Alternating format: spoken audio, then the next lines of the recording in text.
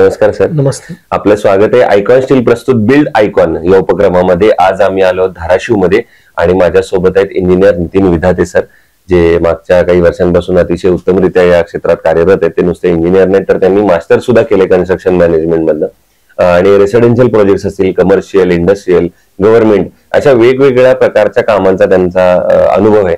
या सगळ्याबद्दल त्यांच्या एकंदर आजवरच्या प्रवासाबद्दल, अनुभवाबद्दल आज आपण बिल्ड आयकॉन या प्लॅटफॉर्मवर गप्पा मारणार आहे. सर, बिल्ड आयकॉन हा प्लॅटफॉर्मच असा आहे की ज्याच्यामध्ये तुमच्यासारख्या इंजिनियर्स कडून आम्हाला ऐकायचंय, तुमच्या अनुभवांबद्दल ऐकायचंय आणि येणाऱ्या काळात जे तरुण इंजिनियर्स आहेत त्यांच्यासाठी सकारात्मक ही चर्चा ठरेल असा या कार्यक्रमामागचा हेतू आहे. सो आपण गप्पांना सुरुवात करूया. सगळ्यात आधी मला विचारायचे ते म्हणजे तुमच्या शैक्षणिक पार्श्वभूमीबद्दल. म्हणजे तुमची शाळा कुठली होती, कॉलेज कुठलं होतं आणि सगळ्यात महत्वाचं म्हणजे सिव्हिल इंजिनिअरिंग हे क्षेत्र निवडण्यामागची प्रेरणा कोणाची होती? कारण इतर इंजिनिअरिंग पेक्षा हे इंजिनिअरिंग, सिव्हिल इंजिनिअरिंग थोडं कष्टाचं आहे, मेहनतीचं आहे ही स्ट्रीम. तर ही स्ट्रीम निवडण्यामागची प्रेरणास्थान कोण होतं, काय सांगा? बेसिकली माझं बालपणीचं शिक्षण छत्रपती शिवाजी विद्यालय धाराशिव इथे झालेलं आहे आणि त्याच्यानंतर 11वी-12वीचं शिक्षण लातूरमध्ये दयानंद महाविद्यालय याच्यामध्ये झालेलं आहे आणि ग्रॅज्युएशन पोस्ट ग्रॅज्युएशन पुणे या ठिकाणी झालेलं आहे. आणि तुम्ही म्हणता तसं प्रेरणा कुठून मिळाली काय, तर माझे वडील बेसिकली म्हणजे माझी पूर्ण फॅमिली पार्श्वभूमी हे सिव्हिल रिलेटेड आहे. त्याच्यामध्ये माझे वडिलांनी गव्हर्नमेंट सेक्टर मध्ये काम केलेलं आहे ऍज अ सिटी इंजिनियर म्हणून. धाराशिव सोलापूर रिजन त्यांचं राहिलेलं आहे आणि लहानपणापासून वडील प्लॅन काढायचे आणि ते बघत होतो आणि तेव्हापासून असं वाटायला लागलं की बाबा याच फील्ड मध्ये आपण करिअर करावं. त्यानुसार आम्ही परत पुढचं या फील्ड मध्ये आलात. पण मग अशा वेळेला मला एक कायम प्रश्न पडतो ते म्हणजे जेव्हा आपली पहिली पिढी याच फील्ड मध्ये असते तेव्हा एक जबाबदारी सुद्धा असते आणि एक दडपण पण असतं. तर या दोन्हीतलं तुम्हाला काय जास्त वाटलं किंवा काय जास्त आलं की वडील पण एका काय म्हणतो इतक्या वर्ष काम केलेलं आहे आणि त्यांचं एक नाव आहे या क्षेत्रातलं आणि आता आपण या क्षेत्रात जाणार आहे, तर तेव्हा असं काही दडपण वगैरे आलेलं का? तसं मोस्टली प्रत्येक ठिकाणी गेलं तर वडिलाचा कुठे ना कुठेतरी परिचय निघतोच. बरोबर. त्याच्यामुळे काय असतं त्यांनी जे त्यांच्या आयुष्यामध्ये जे मेंटेन केलेलं आहे बरोबर त्याप्रमाणे असं काम करताना प्रत्येक ठिकाणी अशी काळजी घ्यावी लागते. बरोबर की बाबा त्यांचा मुलगा म्हणून आपल्याला ओळखतात, त्यांचं नाव नाही खराब व्हायला पाहिजे, ह्या गोष्टी याची काळजी घ्यावी लागते. आता थेट येऊया काही सिव्हिल इंजिनिअरिंगच्या रिलेटेड प्रश्नांकडे. एक म्हणजे जसं तुम्ही मागच्या या 8-10 वर्षांपासून या क्षेत्रात काम करताय, तुम्ही हे फील्ड बदलताना बघितलंय, क्षेत्र बदलताना बघितलंय, त्यातलं तंत्रज्ञान बदलताना बदललंय. तर या तंत्रज्ञानाचा आता उपयोग तुम्ही कसा करून घेता? म्हणजे कुठल्या तंत्रज्ञानाचा तुम्ही उपयोग किंवा कसा फायदा होतो तुम्हाला या क्षेत्रात आता काम करताना? एक आणि तुम्ही ग्रॅज्युएशन केलं, मास्टर्स केलं, पण आता असं वाटतं का की अजून कुठला तरी कोर्स नव्याने केला पाहिजे एखादा या क्षेत्रात पुढे जाण्यासाठी किंवा या स्पर्धेच्या युगात चालू ठेवण्यासाठी? याच्यामध्ये मोस्टली बघायला गेलं तर की आयुष्यात असं वाटतं की प्रत्येक वेळेस आपण काही ना काहीतरी अचीव्ह केलं पाहिजे. बरोबर. आता माझं एक स्वप्न आहे की बाबा माझ्याकडं BE सिव्हिल डिग्री आहे, मास्टर आहे आणि आता असं वाटतं की बाबा आर्किटेक्चरला पण ऍडमिशन घ्यावं. अच्छा. असं माझं 2-3 वर्षापासून चालू आहे. आणि आमचे जे कलिग आहेत ते आता सध्या म्हणजे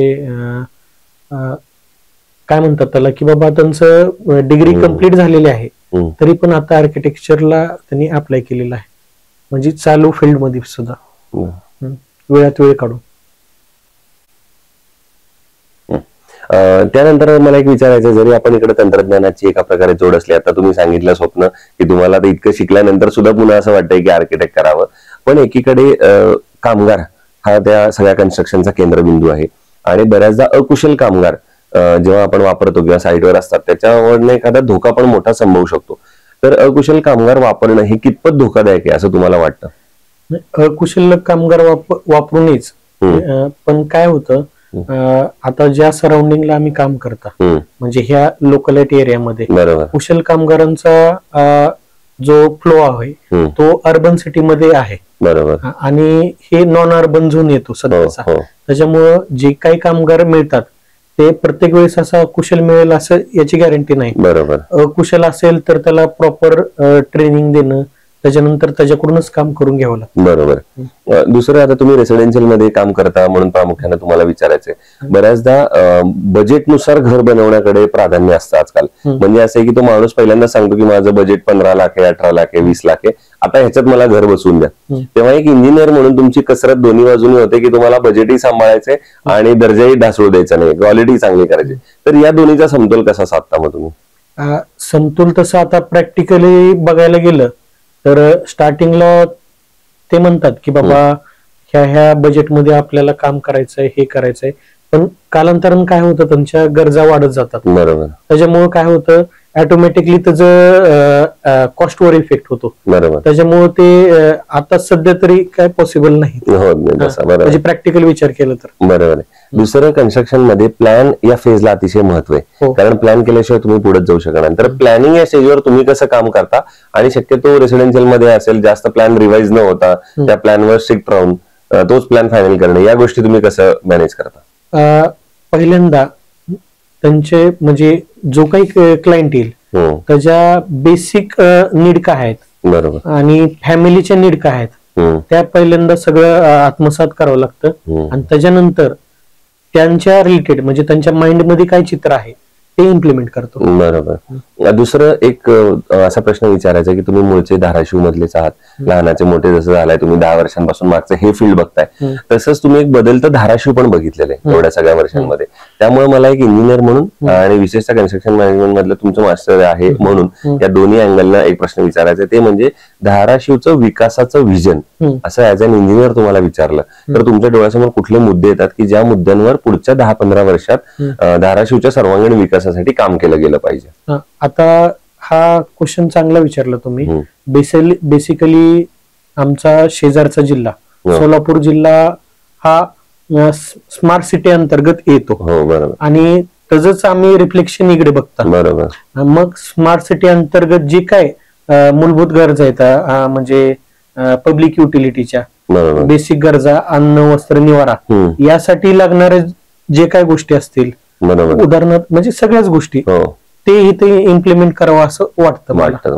त्यासाठी स्मार्ट सिटी अंतर्गत येणारे प्रत्येक ऍक्टिव्हिटी इथं व्हावी असं वाटतं. पण मग अशा वेळेला सरकारकडनं काय अपेक्षित, किंवा सरकार कसं मदत करू शकतं ते हे करण्यासाठी? सरकारला आता सरकारने एखादी कल्पना मांडली, बाबा हा आपला सिटीचा झोन आहे, याच्यामध्ये आता सध्याची स्टँडिंग कंडिशन काय आहे आणि याच्यामध्ये इथल्या लोकांना काय पाहिजे, याच्यावर तुम्ही काय इम्प्लिमेंट करू शकता. त्यांनी जरी काही म्हणजे रिक्वायरमेंट सांगितले तर त्याला आपण विचार करू शकतो भविष्यामध्ये. बरोबर.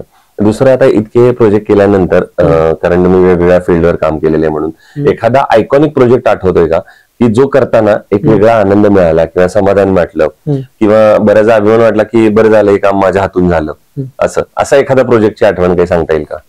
आता बेसिकली रेसिडेन्शियल प्रोजेक्ट केले, रोडचे वगैरे केले, आणि काय म्हणजे काय होत होतं की हॉस्पिटलचा प्रोजेक्ट, हॉस्पिटल आपण जायचं, मग हॉस्पिटलच्या रिक्वायरमेंट काय असतात, पेशंटला काय पाहिजे, डॉक्टरांना काय पाहिजे, एखादं पब्लिक युनिट कसं राहावं, याचा अनुभव चांगला आला आणि त्याच्यातून एक प्रोजेक्ट चांगला केला. आणि हा जेव्हा आपण आयकॉनिक प्रोजेक्ट एकीकडे म्हणतो त्या दुसरीकडे मला आणखीन एक आठवण तुम्हाला विचारायची, ते म्हणजे असा एखादा प्रोजेक्ट जो करताना आव्हान आलं किंवा एखादी समस्या आली, अडचण आली, आणि मग त्याच्यावर तुम्ही कशी मात केलीत, असं पण एखादा प्रसंग आठवतोय का? की बऱ्याचदा नैसर्गिक आपत्ती काहीतरी आली, कधी कामगारांची अडचण, कधी तंत्रज्ञानाची अडचण. नैसर्गिक आपत्ती म्हणजे आम्ही काय केलं, 2020-21 करोनाचा पिरियड होता. करोनाच्या पिरियड मध्ये आम्ही एक हॉस्पिटलच योगायोगानं आम्हाला हॉस्पिटलच काम मिळालं, आणि त्यांना आम्ही टार्गेट दिलं की बाबा 1.5 वर्षापर्यंत कम्प्लीट करावं.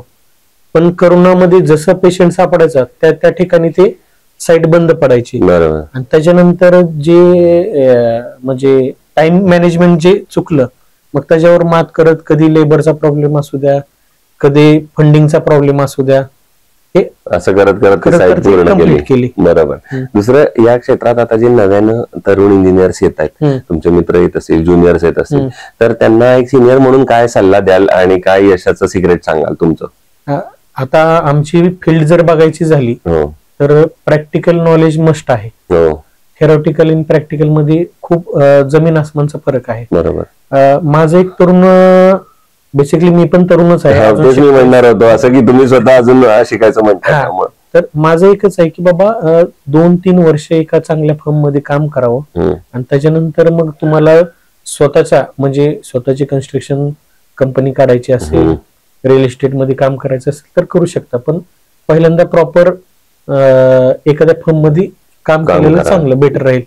याच्यानं काय होतं की तुम्हाला त्या फील्ड मधले सगळेच प्रॉब्लेम समजून जातात. बरोबर. दुसरं, बांधकामामध्ये स्टील हा अतिशय महत्वाचा घटक आहे.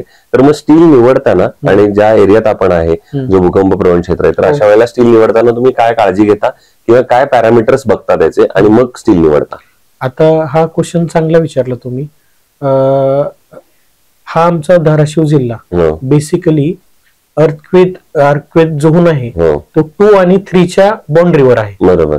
त्याच्यामुळं म्हणजे बांधकाम रिलेटेड पॅरामीटर म्हणजे सिमेंट असेल, स्टील असेल, स्टील तर मस्टच आहे. ज्या स्टँडर्ड नुसार म्हणजे आयएस कोड आपला 456 जो आहे त्या स्टँडर्ड नुसार त्याचं पॅरामीटर्स आहेत का नाहीत, उदाहरणार्थ ती कंपनीचं बॅकग्राऊंड कसं आहे, त्यांनी किती वर्ष झालं ह्या प्रोडक्ट बद्दल काम करतात, बरोबर, ह्या गोष्टी तपासल्या पाहिजे. आणि मग आयकॉन स्टील तुम्ही कधी वापरले का? तुमचा अनुभव कसा होता आयकॉन स्टीलचा? आयकॉन स्टील धाराशिव मध्ये बेसिकली आता मी 3-4 वर्ष झालं आलेलं आहे. बरोबर. मी 5-6 साईट मध्ये ते इम्प्लिमेंट केलेलं आहे. तर मग त्यांच्या प्रॉडक्ट बद्दल, त्यांच्या क्वालिटी बद्दल काही सांगता येईल का? क्वालिटी छान आहे. क्लायंटचा कसलीही तक्रार नाही. बरोबर. त्याच्यामुळे काय पुढचं बोलायची गरजच नाही. बरं, ठीक आहे. सो हे होते इंजिनियर नितीन विधाते सर, आणि त्यांनी सांगितलं त्याप्रमाणे मास्टर्स केल्यानंतर सुद्धा अजून त्यांना वाटतंय की या क्षेत्रात अजून पुढे जायचं असेल, स्पर्धेच्या युगात टिकायचं असेल, तर त्यांचं स्वतःचं स्वप्न आहे की आम्हाला आर्किटेक्ट सुद्धा व्हायचंय. आणि तोच सल्ला त्यांनी तरुणांना सुद्धा दिलाय, जे या नवीन क्षेत्रात आता नव्याने पाऊल ठेवतात त्यांच्यासाठी, की तुम्ही शिका आणि शिकण्याबरोबर अनुभव घ्या. एकदा तुम्ही चांगला अनुभव घ्या आणि त्यानंतर या क्षेत्रात अमर्याद संधी आहेत. तर पुन्हा एकदा आपले मनपूर्वक आभार की तुम्ही आयकॉन स्टीलच्या या बिल्ड आयकॉन प्लॅटफॉर्मवर आलात, इतक्या मनमोकळेपणाने गप्पा मारल्यात. सो आणि येणाऱ्या आगामी काळात तुमचे असेच उत्तमोत्तम आयकॉनिक प्रोजेक्ट व्हावेत, याच आयकॉन स्टील कडून तुम्हाला मनपूर्वक शुभेच्छा. थँक्यू.